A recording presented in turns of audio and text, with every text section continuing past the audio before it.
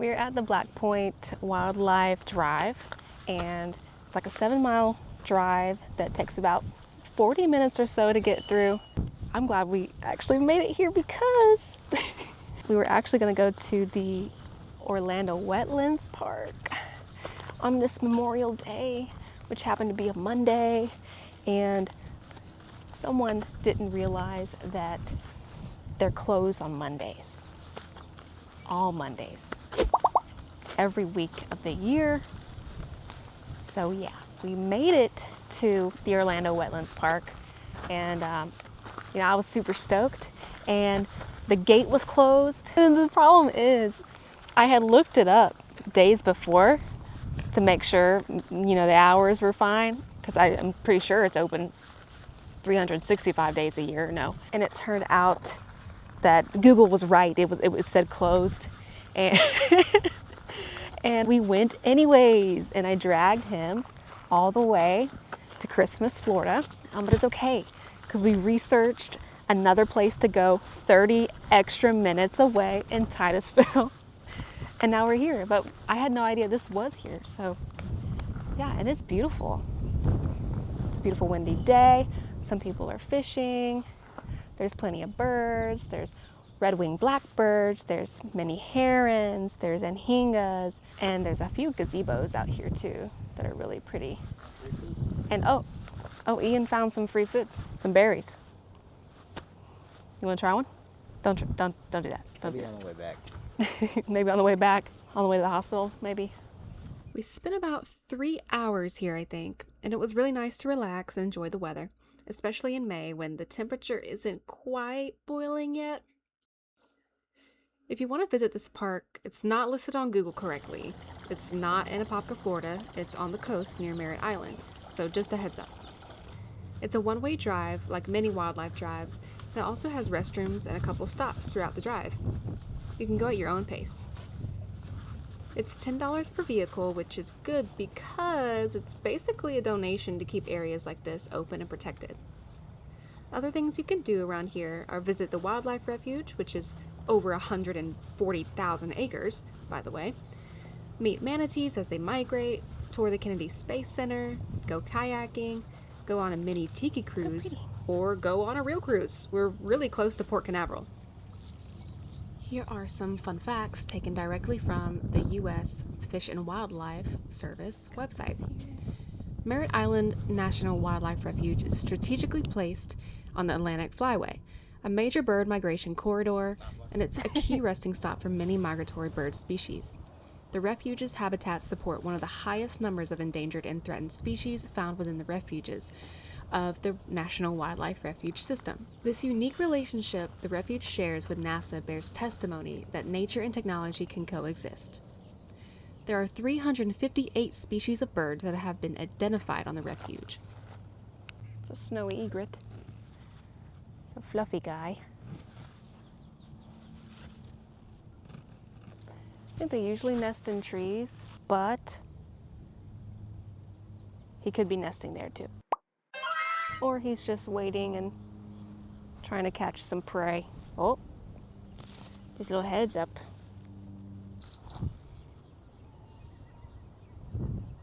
It's such a hot day. I just want to swim. I just want to swim out there. Now gallon mules. Oh, look at this guy. He moved over there. Isn't that crazy? How we look the other way, and then they're like, "Oh, I want to do everything now. I want to do everything now." That is the game. But now he's completely hidden. But it's fine. That's where he wants to be.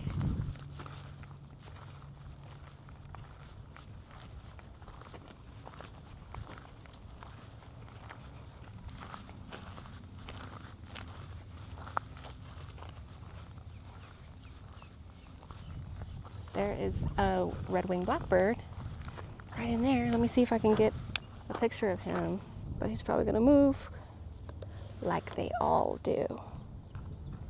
Oh, he went right into the bush. Right into the bush. But he's in there. I like red-winged blackbirds because sometimes they sound like a fax machine. They're really loud and proud, and I love that. When they're flying, you'll see their red wing, like their red patch. When they're just kind of sitting, sometimes you don't really see it. They're really cute, I think. One of the first times I saw one was at the Orlando Wetlands, and it was just kind of windsurfing on like one of these brushes, and it was pretty cool to see. Something jumping out of the water over there. See? Where at? Like way out there? Way out there. Oh. Probably a little fish. You got stage fright. Oh, what is that? I don't know what that was. I haven't heard that before. Oh, we did hear an osprey at some point. I call them ospreys. I don't call them osprey, even though they're birds of prey. I just don't. And I think it's weird. Osprey just sounds like you're spray. I don't know. Osprey. That's what I'm going with. Sue me. Pretty. Oh, look. Oh my gosh. He just fished. He's like in the brush there. Now he's above. He's got a fish in his paws. That is so cool. So osprey are fishing birds. You'll see them a lot on bridges around here in Florida. I don't know too much about them, but to identify them when they're usually flying or soaring above, I just see the brown wings, splotchy white wings underneath, and then the big white belly. And they're almost the size of a bald eagle. If this was just a toilet. Probably a 10 out of 10 place to crap. It is hot, hot, hot, hot. It is 84 degrees. It feels a little bit hotter, but it's 84 degrees down here in Florida in May. Oh, wow. I think it's funny when some herons fly, well, when herons fly, they kind of tuck in their neck, and it's really cute to me. They're like a whole different bird.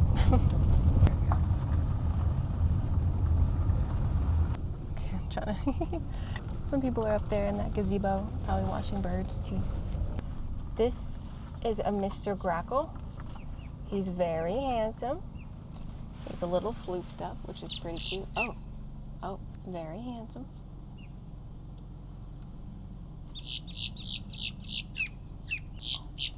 Actually, I love Grackle's coats because they kind of remind me of a stone, like labradorite, where it's kind of reflective. It's very pretty. Oh, this is a beautiful Grackle couple. Oh. Always wear. I'm trying to do a sunblock PSA, Grackle.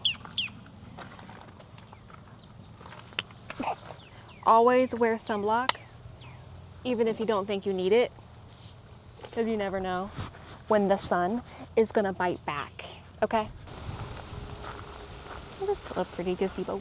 I need to find out what they are. Oh, sometimes the female grackles look like a different bird, like the brown cowbird. I can't remember.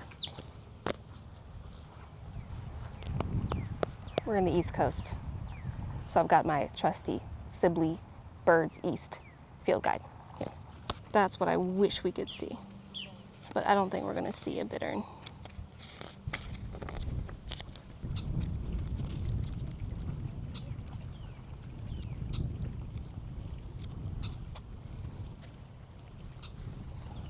So, oh, goodbye.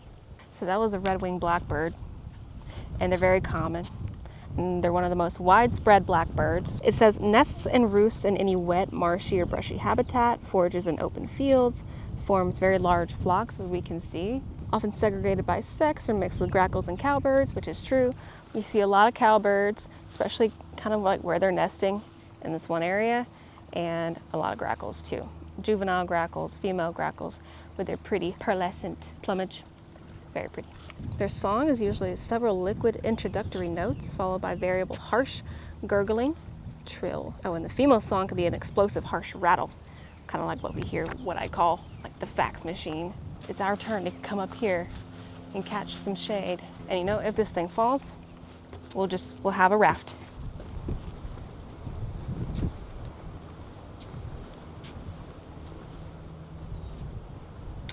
Wow. Ooh. It is now. Whoa, keep your hats on, people. I was going to talk about the Kennedy Space Center. So the Kennedy Space Center is right behind me, and it's huge. That's all I really know about it. This is my Alveus Sanctuary hat, so we can read that right there. The marsh to the east is a grassland community with few natural openings or ponds. The dikes have been removed. The dikes have been removed, and the tides ebb and flow with the natural cycle of the lagoon. The marsh stays drier for longer periods, which supports a grassland community. This area provides food and cover for sparrows, marsh wrens, black rails, and small animals. Very cool. As you can see, there's a little blackbird right there. We'll go read this sign now. Managing the marsh. The refuge manages the wetlands of Merritt Island through a series of dikes and water control structures. This allows refuge biologists to manipulate water levels throughout the year to provide food, water, and cover for a variety of wildlife. This is a complex process because each species needs different kinds of habitat. For example, ducks and wading birds prefer water levels about 6 to 12 inches where they feed on submerged vegetation and fish. Shorebirds require shallow water and mudflats where they feed on worms and other small prey items. Other species, such as bitterns, rails, wrens, and rabbits, are more secretive and elusive and prefer grasslands. To care for the needs of so many species, the water levels are carefully managed to provide a variety of habitats. Seasonally flooded marshes, like the wetland beyond the dike, are managed to create a mixture of shallow ponds as well as grasslands. This type of management creates food, water, and cover for the same impoundment. This is a very productive management regime which fulfills the needs of many wildlife species. Open water impoundment. Immediately south of the tower is a tidal creek, and beyond is a series of impoundments where you can see more open water than grasslands. The water levels in these impoundments are kept higher during the winter season, which encourages the growth of aquatic grasses. The submerged grasses are the base of a very productive food chain that supports numerous plants, fish, shellfish, worms, and one-celled animals. These species, in turn, provide food for animals higher in the food chain, such as shorebirds, wading birds, otter, and osprey. Wetlands are some of the most productive habitats for wildlife. The refuge manages water levels in each wetland area to create food, water, and cover to fulfill the needs of a wide variety of wildlife species. It's pretty cool. This one, I think I'd have to say, is my favorite bird, at least right now, is the roseate spoonbill. They're so cute, and they just had a bunch of babies at the wetlands, and do you know what they call baby spoonbills? They call them teaspoons, and it's the cutest thing. This guy, we have a couple of those in our apartment community. They're wood storks, and they're so cute and bald, and I love them, and they're very stoic to me, very pretty, and they can fly up to 2,000 feet in the air. You might see them overhead, flying pretty high in the sky with like a giant branch, and they're just taking it to their nest to build their nest, which is pretty cool. So yeah. Unfortunately, the audio stopped recording, but I think you can tell how excited I am to see the stand-and-wait predator, the great egret, and its long neck. They're called stand-and-wait predators because they do exactly that. You can see this guy wait until it's the perfect moment to strike. On our way out, we saw some Florida alligators as they made their way through this waterway. We also passed back over this bridge going home where we saw tons of ospreys fishing for lunch. Well, that's it. If you enjoyed this video, please leave a like or subscribe and comment your favorite bird down below. Until next time.